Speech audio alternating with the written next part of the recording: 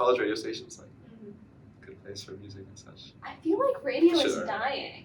Is the thing. Yeah. I feel like maybe people don't like people like younger than us like won't have like grown up listening to the radio, but just put on like their Spotify playlists. Yeah. Did you guys listen to the radio growing up? In the car, especially. Yeah, in the car. A little Also- NPR in the morning. Yeah. Yeah, I had a radio at home I used to use when I was like 10. Yeah. An old radio. Like I tuned to the channel? Yeah. Ooh, Jared's old. I had a combination CD player / tape player / radio. Yeah, Tape, and it like was- cassette tape? I know, yeah, Oh, cassette tape. tapes. Okay, yeah. Now, did I have any cassette tapes? Absolutely not. But I did have CDs, and I could tune into the radio if I wanted to. It was a Hello Kitty themed radio, which was very good. Yeah, when I hear the word radio, I'm always picturing like like old timey, like super practical looking thing. I feel And like then you all said of our Hello parents Kitty. are going to be so mad that we're saying radios if it's like old fashioned. It's like, Yeah. like we're sending telegrams or whatever. What about record players? Record players are coming back though. Yeah. Yeah, they are. Yeah, that's true. Vinyl is very in right now, I feel like. But yeah, it's also like weirdly like old timey, but maybe, I think I feel like it makes sense because radio's still like not tangible, yes. Want to collect stuff. but then it's just older technology. Yeah. I wonder if like maybe in like 15 years, all of the young kids will be collecting CDs. I think that's fair. That's Yeah, probably how it goes. sort of It's makes so sense. classy and vintage. Yeah. I mean, it's just interesting all the different like tech of like music, I guess. It's interesting how we went from vinyl, which was just this really like I feel like you can understand how the music like gets out of a vinyl. Yeah. Right. It's like Or- ridges and vibrations and stuff. I've always seen people make fun of though. They're just like, how do you just like you press down and then you like make like a 50-minute album that sound like. I feel like in general, just like It is crazy that you're able to do that. I guess it's better than other stuff though, or it makes more sense maybe. But then like CDs, it's like I don't know, even Too more tiny to see, abstract. Yeah. Yeah. I mean, it's Laser. crazy that like our phones can like recreate all these different sounds. Yeah. First, maybe that's like weird, and it's like I'm just like it's just too modern. But in my head, like digital stuff makes more sense than like Too. analog technology. Mm. Like it makes more sense that I can play something out of a phone than like having a vinyl. I mean, can maybe you're understand. maybe you're more familiar with digital music making than analog music making, which is the segue that I'm choosing to use. Good after morning, and welcome to On the Dome, a podcast about how non-expert college-age youth think. And the reason that we're talking about music making and technology is because MIT has this really cool thing. It's called the Laptop Ensemble, and I have two members of it sitting right here. So do you guys want to introduce yourselves? Yeah, I'm Noble. I'm from Phoenix, Arizona, and I'm majoring in math and computer science and minoring in design. I'm Jared. I'm from around Akron, Ohio, and I'm a course 2A, which is mechanical engineering, focusing in learning machines and physical systems, and a music concentration as well. Nice. So what is the Laptop Ensemble? It's not something that most schools have. Yeah. It's like I guess it's a class, but it's kind of a little more like fluid than that. But it's definitely changed over the years. But yeah, it's just a group. It's like it's an ensemble group, as if like there's orchestras and stuff like that. But to describe it succinctly, I guess it's we focus on like experimental electronic music, playing it like live and collaboratively, and then from that we explore a lot of different mediums to make that type of music. Yeah, currently our main focuses are modular synthesizers and live coding music using a sort of dialectic JavaScript called Jibber. And yeah, we use those collaboratively to make improvisational experimental music.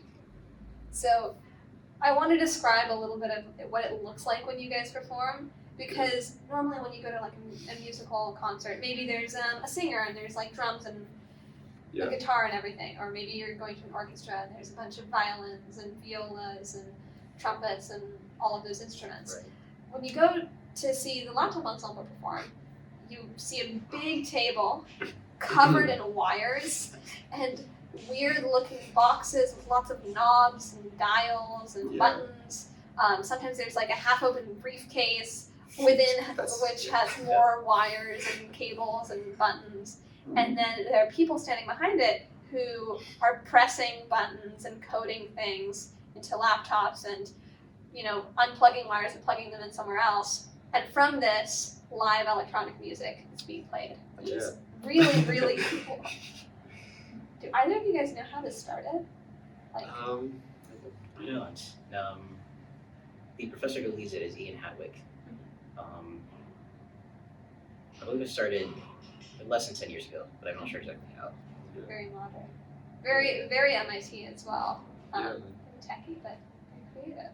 How did you guys get into it? I think I heard about it from someone who had taken the class before, and they were like, "Yeah, it's just like a lot of cool instruments like available to your use." So yeah, just drum.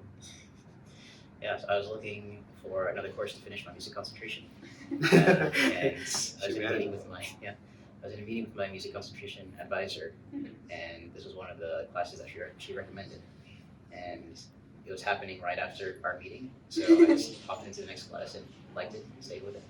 Awesome, yeah.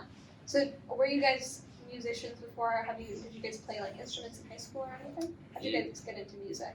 Yeah, I played piano for a while. Like I did classical piano for like when I was younger, and then, but mostly like I shifted over to like jazz music. Played jazz piano like through middle school and high school, and then that kind of dwindled off as COVID happened in college and whatever. But yeah, I guess more recently, I've just been like messing around like music production. I guess closer to the stuff Laptop Ensemble does, but yeah. A little bit of a background, I guess. For me, I also played piano as a kid. I did violin throughout high school. And then once I got to MIT, I started taking music, harmony, and counterpoint composition classes, and as well as electronic music composition class taught by Peter Winko. That was a good class. We'll take it sometime. Yeah, I have a little bit of a music background. I've been a singer for years and years and years, but I cannot play any instruments. But one thing that I'm noticing, you guys were saying that it's improvisation of the Laptop Ensemble. You've done jazz piano. Jazz has a lot of improvisation in it. Sure. And you were saying you've done some composition, which is not improvisation, but is sort of related creating music. Do you guys feel like there's any ties between that and any experience that you've had that's helped you with the improvising aspect? Definitely. I mean, yeah, jazz is a lot of improv. I would say jazz is definitely a lot more structured, or has a lot more reason behind it than what we do. But I think that's like one of the most fun things. Like we literally like, it's super unstructured in terms of like, at least the way I play. Like I'm not thinking at all about like theory or like notes. It's much more like this instrument sounds kind of like this or has this texture, so maybe I should combine it with this thing. It's very freeing. You can kind of just mess around for an hour and make sound without any thought, really. I don't know. Right. Yeah. Yeah. Pretty much. Yeah. It doesn't follow any of the forms of classical composition that I'm used to, which makes it fun. Yeah. It's very. You listen in the moment and respond using what you know about your instruments and what you think the music needs at the moment and what the audience needs. Was that hard at first, especially coming from more like structured improv backgrounds? It's definitely different. So using a different part of my brain. Yeah, I would say it was harder than learning other instruments, perhaps. Yeah, I think I've like slowly, since playing classical piano, I guess I've just slowly like lost theory and like have just messed around more. Yeah, like classical piano, jazz piano, maybe a little bit of like, if you're like making some type of music production, there's a little more thought or craft, and then it's just like fully live. But yeah, I wouldn't say it's hard. I think it's just like a different, I think it's hard if you like try to force certain things, like if you like go into it with some idea, then it's like probably will fall apart in a couple seconds. Okay, so tell me about your instruments, because you know say that you're working with different instruments, but they're not probably the traditional instruments that we all know. You were talking about the briefcase. That's Jared's. Yes, that was mine last semester more so. The briefcase, it's affectionately called a suitcase because it just sounds better. But it's a modular synthesizer that has a bunch of different wave generators, functions, and kicks, sequencers you can patch together with cables. So you have there's two streams of sounds that you connect one to another to apply different functions to it. There's a matrix event that you can change what changes what and what the output is. It takes a while. There's quite a bit of a learning curve, but it's very fun to work with. Yeah, I like all of our whole array of instruments are like, they're obviously very different, but they're all like follow the same structure. Like modular synthesizers, that just means like you have a bunch of little parts put together. Like one thing like produces a sound, and then you slowly like change the sound across your your stream of audio or whatever. But it's definitely a lot going on when you're playing it. But it's also like, what's nice is like, it's like crazy hard to like actually know what you're doing, but I would say it's not easy, but it's very approachable to like tweak the sound a little bit or like so it was fun to even get started, I guess. Yeah, definitely. So you were talking about tweaking like the sound and sort of accessing different parts of this stream of audio. What are different ways you might like mess with the sound? Yeah, most classic would be like change the waveform, like a sine wave, a square wave, sawtooth, those type of things, like just have a different like quality. And then I guess like an obvious, or not obvious thing, like a big part is like the notes that you're playing. It's like we're playing, there's no sense of like swing, like we play like on beat, just the way the electronics work, but you have some like maybe sequence of 8 notes, and on your thing you can maybe like change the pitch of each of those notes, and that thing keeps looping. So you could change the melody as you're playing. So everything's sort of on a loop, and then you're changing it from like cycle to cycle? Yeah, pretty much. Okay. Describes it. That applies to both the modular synthesizers and the laptop side of things. It's all cyclic. It sounds a lot like signal processing, a class I took last semester, which was extremely hard. I don't know if you guys are doing any Fourier transform equations. No, I don't know any of that stuff. Not that we know of. If we are, it's all abstracted. Yeah, but it's so interesting to get into the actual, I feel like in a weird way, it's a lot further from our sort of intuitive sense of sound creation, but it's a lot closer to the actual way that sound is created, which is all waveforms and frequencies and just, editing different parts of the waveform to give it a different sound. Yeah.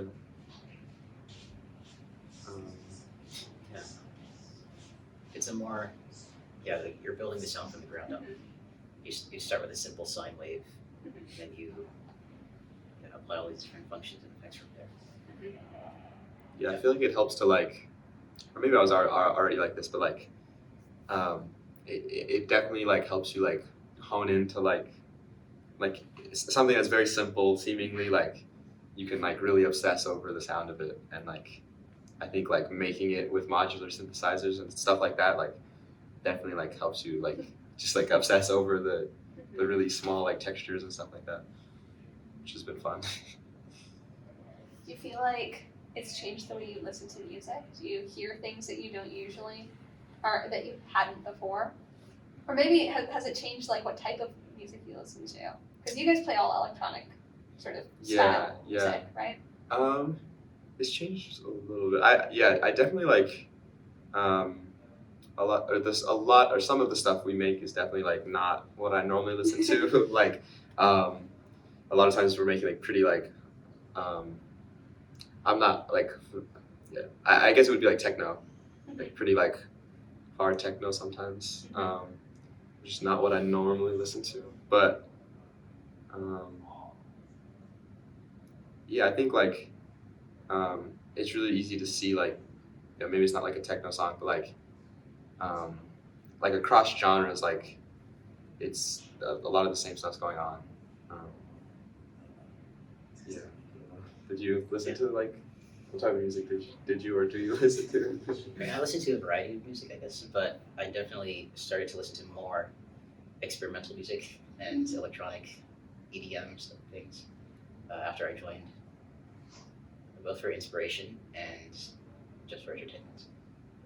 Yeah, I think I already listened to like I would say like a lot of like more experimental music, but I think I have gained an appreciation for like dance music or the world of dance music, whatever. Because when you're making live music in like a more club-like venue, that's like a lot different than like trying to craft some like album that people listen to with headphones, I guess. So Yeah. Tell us about the events you play, because you mentioned more about a club sort of vibe at some of these performances. So I guess, so our first concert last semester was called an algo rave, algorithm plus rave. It was at Middle East Club. We just coded in Gibber with some folks from the Laptop Ensemble as well, and some other folks from the area. Yeah, those there were was. upbeat. Yeah, you were just saying algorithm. I think that term is like, I think it's like an actual term, not just like, it's pretty modern, I guess, obviously. But I think it was started in like the UK somewhere. Something like that. Somewhere in the UK, people started doing this live coding thing, making like dance music, live dance music. And then actually that show we did, someone from the UK that's like kind of, I don't know like how pioneer they are, but definitely like one of the like starters, I think, like came, played. It's really cool to see. That's awesome. Yeah, that's so cool. And I know that like all of this is still very like new and experimental, but even in mainstream concerts, I feel like you're starting to see some of this with a lot of like artists will now use like live looping, which is sort of similar for those who aren't familiar. Essentially, it's a sort of toolkit that artists can use where they'll, make music for a certain amount of counts, and then they can press a button and have whatever they just played or sang loop, and then they can add layers onto it live, which is really cool. I've seen some really awesome videos of people doing it, and it's definitely looks really hard, but very, very fun. Yeah, and I think like once you like, or there's different ways to approach like live music, but like, it's definitely like very nice as an audience member to like see the process. Yeah, and really appreciate all the layers. Yeah. Procedural music generation. Yes, definitely. It's funny that you mentioned algo rave, because I think I just took a class called algorithms where we were coding algorithms, and our group chat name is Feel the Algorithm. Yeah. But yes. So tell us a little bit more about like the coding music aspect. Is it similar to the synthesizers, but just sort of in a computer science language? And how does that all work? I would say it's a bit different than the synthesizers. So the synthesizer, you like, you have like your sine wave and you do all these things. The coding is definitely like a lot more high level in terms of like, you maybe just have some like preset sound, just like if you were to like be producing music and you have like a MIDI instrument that makes some sound when you play it. It's closer to that, like you have some preset sound, and then a large portion of the code is like defining the sequence of notes that are going to keep looping. You add effects. I mean, there's a lot to it, but it's definitely like we're in modular synthesis. You kind of craft your sound. I would say when we're working in live coding, you more have a sound that's a little more static throughout, and then you change that sound. I don't probably not describing it well, but I guess there are some similarities in terms of sounds that you can output, and like effects you can add, like delays or feedbacks. But in terms of how you create the sounds, it's very different. It sounds to me like we're saying sounds so much. It sounds to me like the modular synthesizers, it's more you're taking a sound and you're editing the quality of the sound, whereas in coding, you're taking an existing sound and instead of modifying the quality, you're sort of parameterizing the sequence of it and, you know, adding things more onto the sequence rather than to the actual sound itself. I think that's really good explanation. Yeah. Well, you're going to have to tell me if it's correct or not because I don't actually know.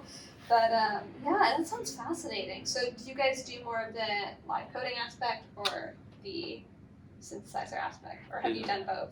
We've done both. Normally, like for a given like concert or show, we do, you know, like just choose to do one of those mediums. But I would say I've definitely spent more time with the modular synthesizers, partially because that's what we do a lot of, but also I think I kind of prefer the like analog, like the analog aspect of it. It's really nice. But Yeah. you've done a bit more gibberish, yeah. I've done a bit of both, yeah, a good deal of both. I feel like last semester we focused more on the coding, and this semester more modular synthesizers. But I was able to do a lot of coding this semester too. How many gigs do you guys play a semester? It's pretty much up to us and the professor. Oh, nice. Yeah, this semester was a busy semester. Like we had like three I think it was, yeah, we had like three like formal concerts in like a month, which because we improv and like it's pretty free form, it's like it's definitely doable. Like we don't come into a show with like a super specific plan, but yeah, that was busier than normal. I think last semester we only had like two. But yeah, I mean it's nice. Like we can just like kind of the nature of how we make music. We can kind of just like show up and make some music. Yeah.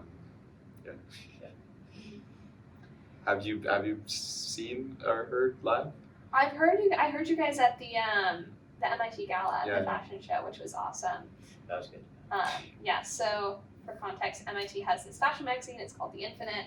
There was a gala, and you guys were performing, and then I immediately came to you guys after and I was like, hey, do you guys want to be on a podcast?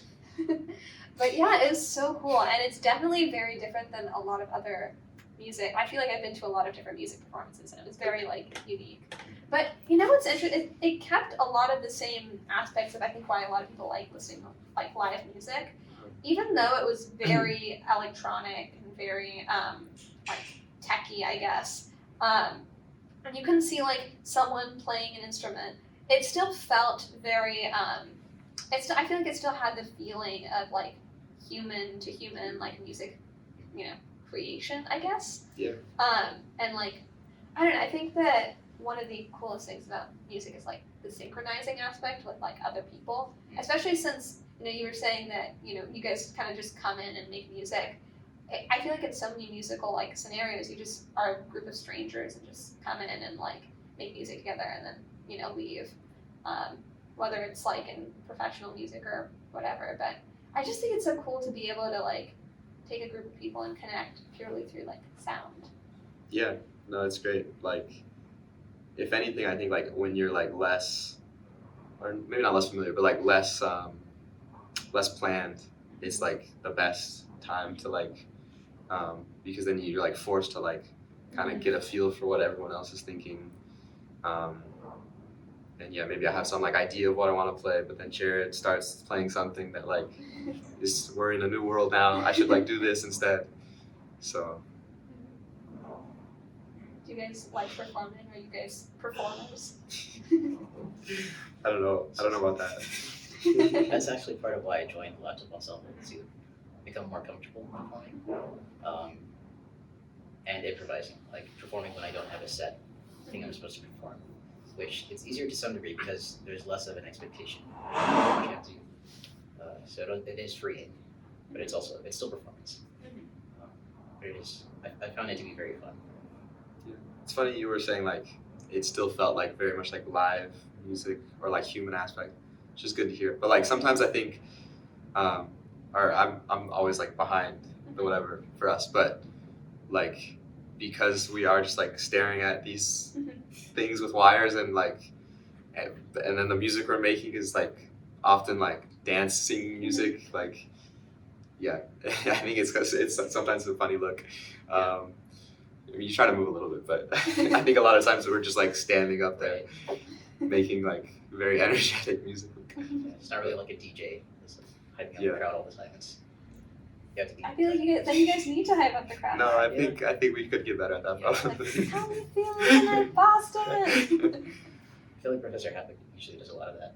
Yeah, that's good. Does he like MC your concerts, or is he performing with you guys? He's usually emceeing and doing the mixing in the background. Okay. Yeah. Oh, that's really important. Yeah. I feel like a lot of people don't realize, and I certainly didn't realize before I really got further into my like whole musicianship in high school, but people definitely don't realize how important like sound tech is for like live performances. Like, we love AV. There's a reason that any live music sounds good ever, and the lack of them is why a lot of live music can sound bad. But yeah, how important is the sound mixing aspect in your guys' performances? Yeah, it's super, super important. I would say I definitely fall into the pool of like, or like in the past and also now, like not really caring. I'm just like, it's a thing that doesn't really enter my mind when I'm making music. Like, yeah, but no, it's super, super important. Especially like, I think the easiest thing you can see is like, we have a lot of times it's like pretty dense. Like there's like 5 people playing kind of like busy things, and for example, like if someone's playing bass and it's like super loud, it can just like take over everything. I probably am the culprit of that sometimes, but yeah, it's definitely important. It's so important to also like create balance between not just having like one mix, but like live editing the mix. I feel like it's one of the like most, I guess, essential things for making live music sound really good, and also definitely something that I do not know how to do, and I'm very thankful that sound people for concerts that I've played know how to do that, because it's very like, I don't know, I think that music can sound so much better if people can hear themselves and the people they're playing with, which is I feel like often a problem when you're doing concerts in venues that might not be used to all the equipment and everything. But I feel like sometimes when I hear live music and it's sounding a little bit off, I'm like, I think that this would be so much better if the band could hear themselves. Yeah, it's definitely easy to like. Well, sometimes, or a lot of times, we'll have like 4 speakers instead of like a standard like stereo 2 speakers, or whatever. And one person's instrument is in that corner of the room, and so on. And yeah, so if I'm playing and then like my sound is in a corner far away from me, it's like a little quiet for me, and I think I gotta play louder or whatever. Right. So it's definitely tricky. Acoustics are very complicated to deal with. Yeah. So do you guys spatialize like your audio sort of setup in the room? In general, yes. When we have design too, we try to. Yeah. We like to. Yeah, I guess mostly the semester we've been setting up a day or so beforehand, trying to sound check all the speakers, see how all the instruments sound together. So we have those levels right before we get started. Yeah, that's. Oh yeah. I was just gonna say that's the biggest. That is like the biggest difference between modular and coding is like if we're playing a modular set, it will take like a very, very long time to set up. Like you can kind of like get a sense if you've seen the setup, but like there's a lot of electronics going on and we're moving like a lot of equipment over. And then for when we have like a coding show, we're just like show up 30 minutes before with our laptop, plug in. Yeah. So, I mean, computer science, man. We love it. I mean, I'm a computer scientist myself, so of course. But I just think it's so fascinating how you can make music in all these different ways, and how, I don't know, I think that probably in every new technology, people are gonna find a way to make music. I mean, another like example of that, referencing another famous MIT group, which is the video game orchestra. People figured out how on like 8-bit video games to make the beeps and boops to make little songs.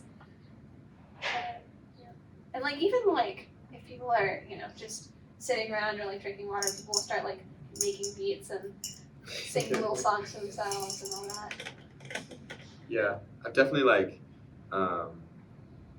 thought more about like the source of like sound. Like maybe source is not the right way to say it, but like you could make this type of music we make with our setup. You could make that like digitally, and it would maybe sound the same. But yeah, I definitely like have gotten more into like caring about like I'm gonna make this with these like analog things, or I'm gonna use like coding to make it, because it definitely like directs you in terms of like if I'm coding, I like think differently. Yeah, it definitely like leads you somewhere else. Even though like if you just were asked like, oh, recreate this song in these different ways, you could do it. But it's totally about the intention, I feel like.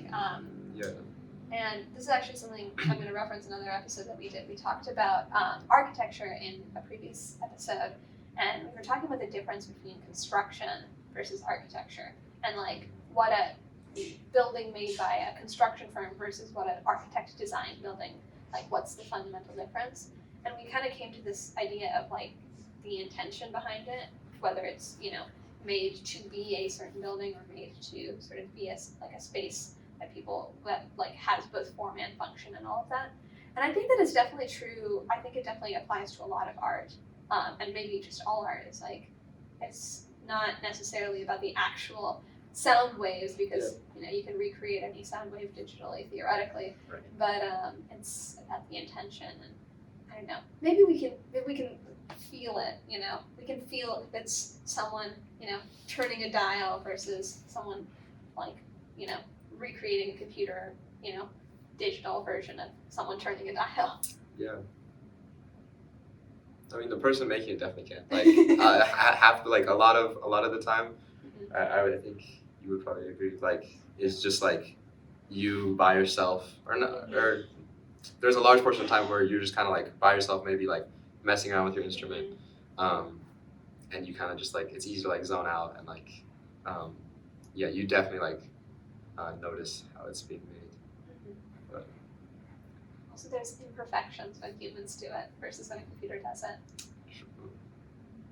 And even in your guys' case where you're doing a lot of things with laptops, it's still like humans making the different aspects of it. And so having their own live, real-time mistakes, I guess. Just another texture, another sound texture. Right. It's like a human-machine symbiosis to a certain degree. yeah, one thing at least was like kind of newer to me was like a lot of this a big thing we work with is like noise, like just like straight like white noise or whatever, static, and yeah, I mean there's people like you can spend that can be like your only type of noise, and you can just like use that, and that's definitely something that like you maybe wouldn't be inclined to make if you didn't have the instruments. But yeah, I don't know, like it kind of comes down to just like all like all you care about is just like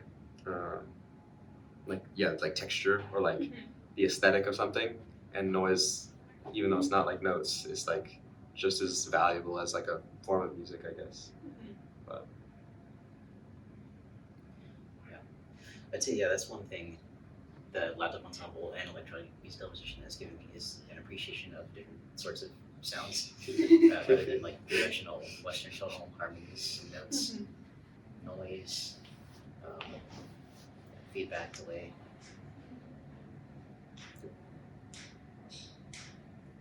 All sorts of weird sounds.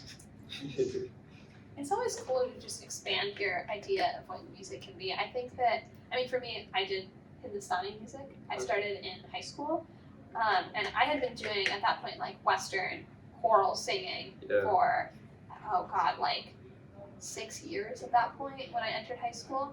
And then suddenly I decided to do Hindustani music. And it's still classical, still very ancient, but it is just completely different in so many ways. And it expanded my idea of what music could be, but also I feel like at any time your view expands, it gives you an appreciation for what you already knew. So like I was suddenly seeing all these connections with like Western music and all of that sort of thing. Has the Laptop Ensemble given you more of an appreciation for classical music or jazz or any of that traditional old stuff? Yeah, so I guess during IAP, like between fall semester and spring semester of Laptop Ensemble, I took a jazz improvisation class and workshop where I learned how to improvise on the violin. And there are a few similarities in terms of how the sound is produced, but there are many things that were transferable in terms of like improvising and like creative response to current state of music. So I guess the Laptop Ensemble has given me a new framework to appreciate those types of things. Yeah, I think if I'm being honest, like I would say it's just like pushed me further. Not pushed away further, but I've like moved further away from those ways of music. But I've definitely like it's definitely like when you remember like that there's there's people that like spend a lot of time on theory and stuff like that. It's like, wow, I could not do that. Maybe some more respect for them. Yeah, more respect. I think that's the word I was going for. Yeah. It also has given me a new respect for electronic musicians as well. Like, there's so many things that you can do with the sounds you have. So many tiny changes that are not noticeable to most people, but are noticeable to electronic musicians and people who are familiar with that tech. It's deepened my understanding of what's involved in that process of creating the music and refining it to the sound you want. Give me an example. What's like something that you maybe most people wouldn't notice that? Like equalizing, I guess. Like, what's your frequency makeup that you want, and how does that change throughout different parts of the music?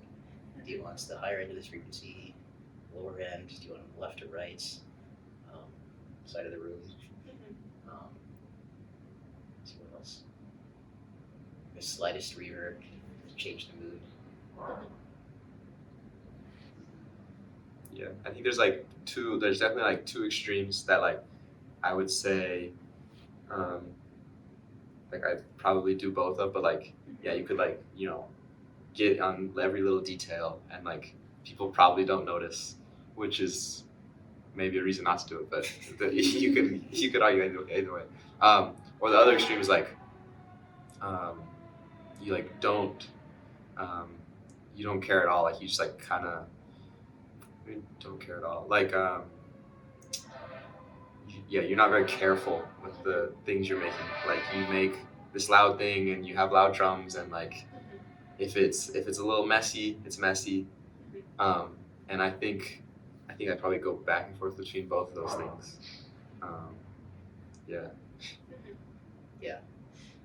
I guess one of the things we talk about a lot in Laptop Ensemble is how to strike a balance between chaos and order throughout a concert. So like,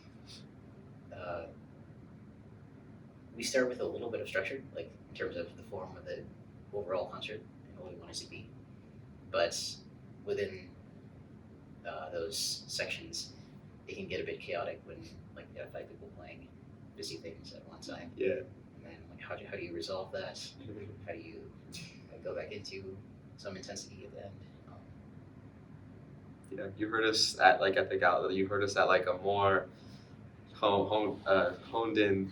We were like trying to play clean things, like people can do a run while too. So Consistency. Yeah. Minimalism. What's that? Minimalism. Oh. Minimalism. Yeah. It's funny how you talk about chaos. Most people, I think, associate computers with order and things can only be done one way. And you guys are just improvising and making all these chaotic sounds with the same computers. Yeah, I think the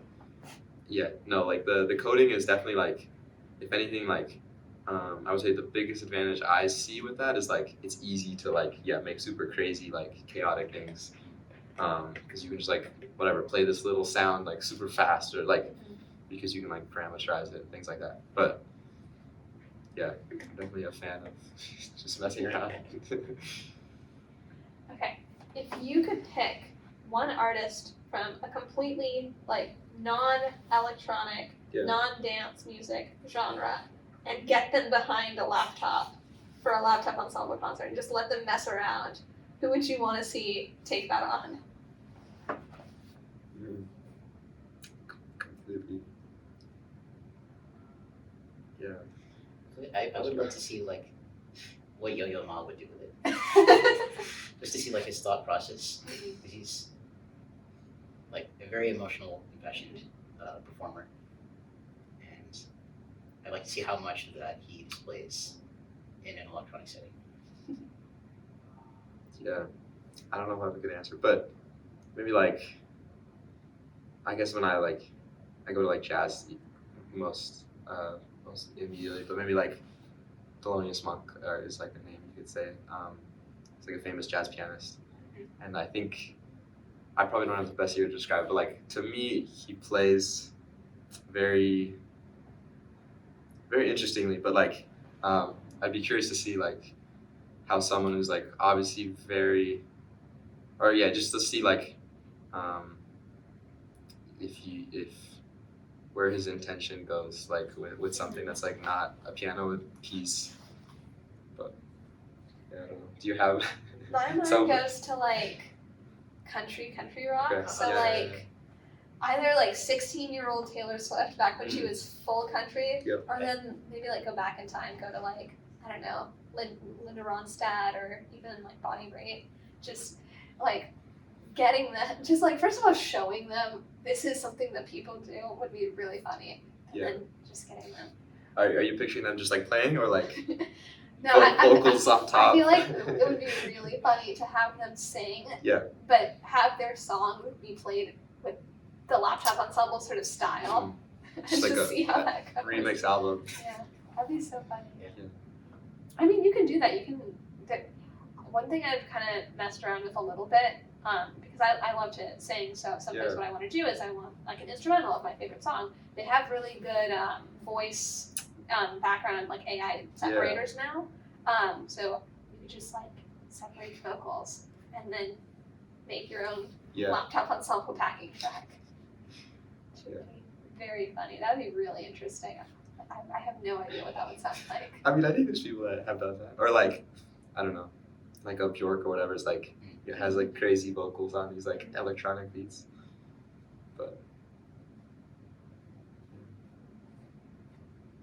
do you listen to a lot of electronic music, or where's your like No, I exposure to haven't. that world? I have very Okay. little exposure to that world, but it fascinates me. One of my friends, who they're an amazing musician, they started mostly with electronic music. So I've listened to what they've made, most of which is no longer publicly available, because they've sort of switched genres now. But Okay. but other than that, I'm not too exposed to it. I mean, I love music and I love making music, so I have some familiarity with like that sort of thing. But Yeah. it was something completely new to me when I saw you guys, and it was really cool.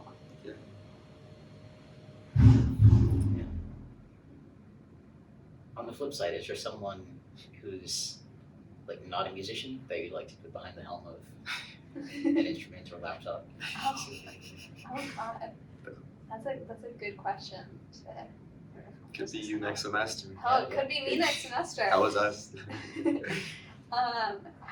Someone I want to see take on.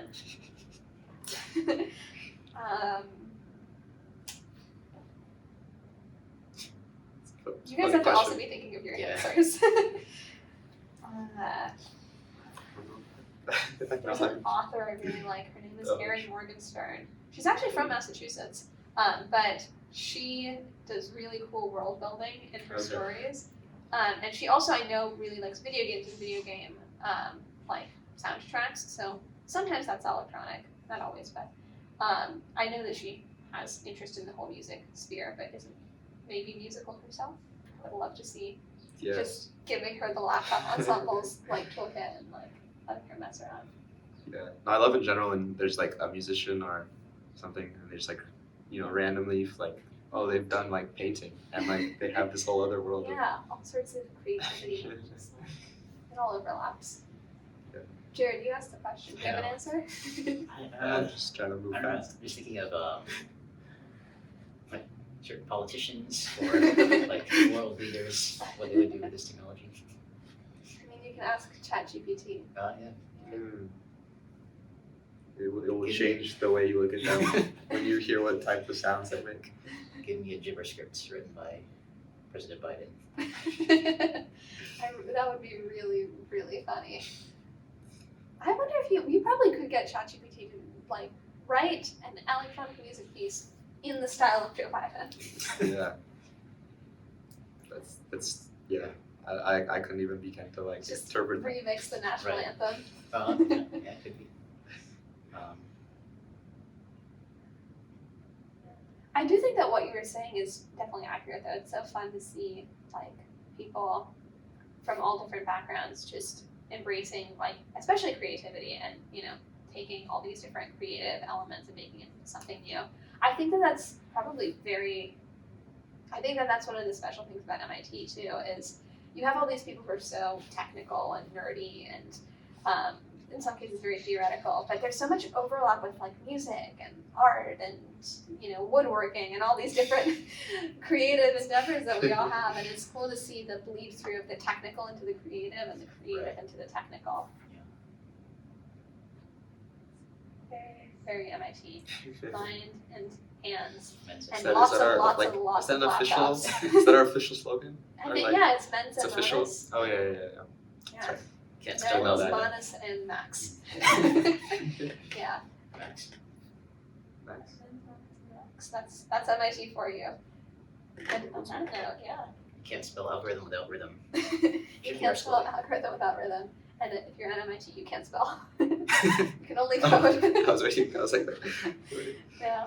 I mean, that's a joke, isn't it? Is that we can't like write or read, and the other Yeah. school down the road can't do math. it's fair. I don't like writing. But we can make music, and that's what No, matters. it's true. We Yeah. can all make music. And on that note, thank you so much for listening. And this has been On the Dome. Thank you.